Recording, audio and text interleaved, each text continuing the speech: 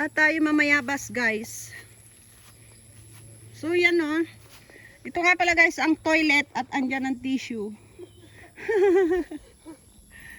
Yan pa o, dami.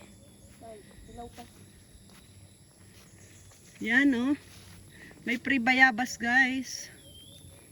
Yun ang ating mga pwedeng kuhain dito sa gubat. Mga edible fruits.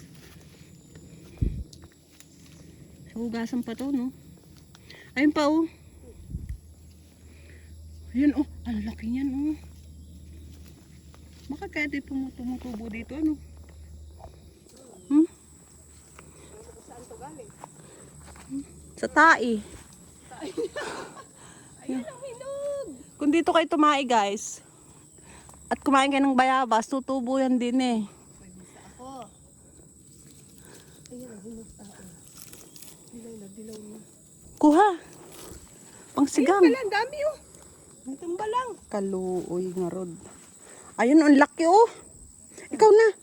Makatapuan akong limatik. Anong lumatik din eh.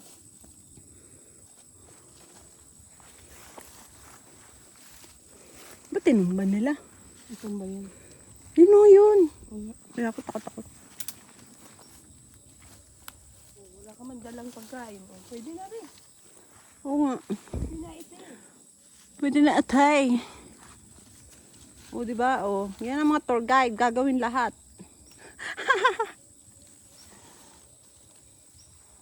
Oh, ha? Hilaw naman ate.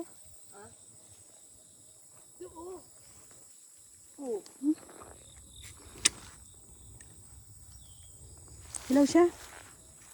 Hindi ata ito nahihinog eh. Ito, hinog. Dilaw na. Tigas. Hindi, mamayabas. Marami din yung bayabas guys, oh. Ito ang ubas ng San Salvador. Ito yung isang hinog. Malambot. Diba hinog? Hugasan mo? Hindi na. Nagapuan mo ito. Yan ang tissue ng gubat. Pahid-pahid lang guys sa suot, no. Pahid-pahid pag may time. O, diba? Bubuhay ka na.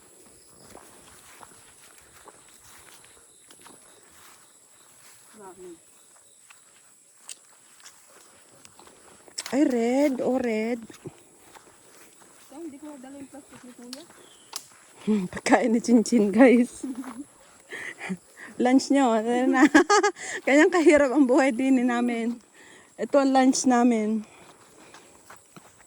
Butit si Kuya ay kumikita sa ano, no, campsite. Hindi siyang gumawa niyan. Oo. Yung una yung Kuya Renzi. Hmm. Wala na eh. Patay na ba si Kuya Nasi?